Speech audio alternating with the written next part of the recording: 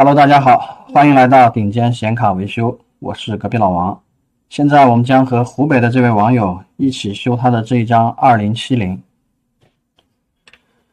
网友拍了字条照片，但是玩游戏一点开游戏就卡屏闪退，跑鲁大师也是闪退。我们来看一下这张卡到底是什么问题。感谢妄图的关注。先来测一下它的基础供电，12伏正常，3伏正常，上路12伏都正常。这张卡没有大短路，我们上机来测。好，现在显存报错，我们来看一下结果。好，C1这颗显存我们来更换它，关机。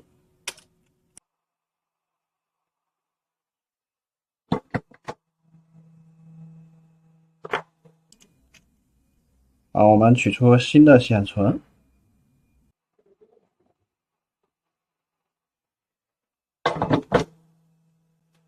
现在显存更换完毕。我们把硅脂也换一下，然后上机测试。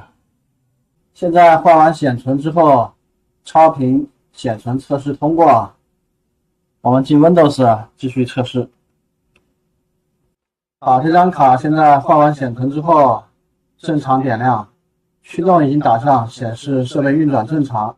GPU-Z 显示 RTX 2070 12纳米的工艺，8G DDR6 美光的显存。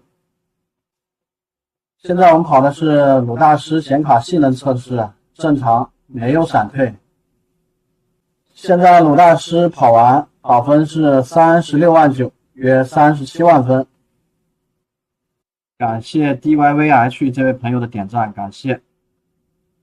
这张卡现在甜甜圈显卡压力测试跑了17分钟，分散转数41%，核心温度稳定在66度，节温稳定在80度，正常，并且跑甜甜圈、鲁大师没有出现闪退等其他情况，那这张卡我们就修好了。希望这期视频对大家有用有帮助，也希望大家能点赞、关注、收藏。如果有其他疑问或者修卡需求，可以留言或者私信，看到之后我一定会回复的。感谢大家。